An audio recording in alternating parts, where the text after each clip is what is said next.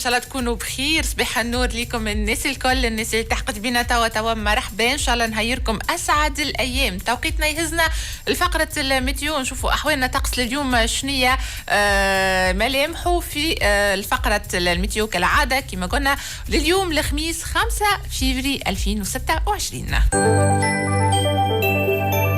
ميتيو طقس مغيم جزئيا على كامل البلاد، يكون احيانا كثيف السحب بالمناطق الساحليه الشماليه مع امطار متفرقه. بالنسبه للريح من القطاع الغربي قويه نسبيا قرب السواحل والمرتفعات وبالجنوب، ثم وين تتجاوز مؤقتا قوتها 60 كم في الساعه في شكل هبات وتثير محليا الرمال والاتربه، مما يساهم في انخفاض مدى الرؤيه الافقيه وضعيفه فمعتدله ببقيه المناطق. البحر يكون هائج الى شديد الاضطراب بالشمال ومتموج ببقيه السواحل. الحراره اليوم تسجل ارتفاع طفيف وين تتراوح القصوى بين 16 و 20 درجه بالشمال والمناطق الغربيه، وتكون بين 21 و 26 درجة ببقية المناطق.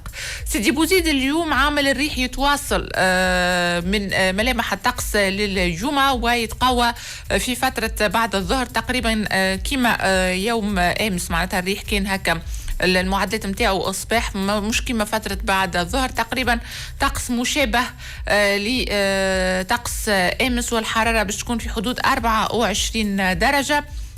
ريحة قوية زادة في قفصة تثير الأتربة، والحرارة تكون في حدود 22 درجة كذلك في القصرين. رياح قوية تميز طقس اليوم. القروان طقس مغيم إلى كثيف السحب 22 درجة حرارة. بالنسبة لسليان 20 درجة. بالنسبة للكيف 19 درجة. جندوبة 21 درجة مع أمطار متفرقة كذلك في بيجة 19 درجة. أمطار متفرقة في زغوان 18 درجة كذلك بعض الأمطار في تونس العاصمة 18 درجة حرارة. طقس مغيم إلى كثيف السحب في كل من سوسة المنستير والمهدية، والحرارة في هذه المناطق تكون بين 19 و 20 درجة. بالنسبة لصفاقس طقس مغيم إلى كثيف السحب في بعض الفترات من النهار، والحرارة تكون في حدود 24 درجة. بالنسبة لجابس 26 درجة حرارة، طقس يتميز بهبوب رياح قوية ما يثير الأتربة محليا، زاد مدنيا رياح قوية.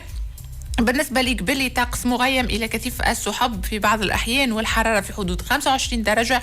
طقس تطاوين يتميز كذلك بهبوب رياح قوية ما يثير محليا الرمال، والحرارة في تطاوين تكون في حدود 25 درجة. هذه درجة الحرارة اليوم وملامح الطقس بصفة عامة في أغلب جهات الجمهورية. نحكيو على عامل الريح اللي باش تتقلص نوعا ما فاعليته، لكن موجود اليوم في كل من سيدي بوزيد القصرين وقفصة خاصة، ولكن بفاعلية أقل، لكن ما زالت موجودة الفاعلية متاعو لليوم. ولاحظنا أمس أنه وخاصة في العشية وأثناء الليل هبوب رياح قوية في سيدي بوزيد. ان شاء الله ربي يعطينا كل شيء باللطف، ان شاء الله ربي يعطينا على قد جهودنا. نشوفوا اوقات الصلاه حسب التوقيت المحلي لمدينه سيدي بوزيد وما جاورها.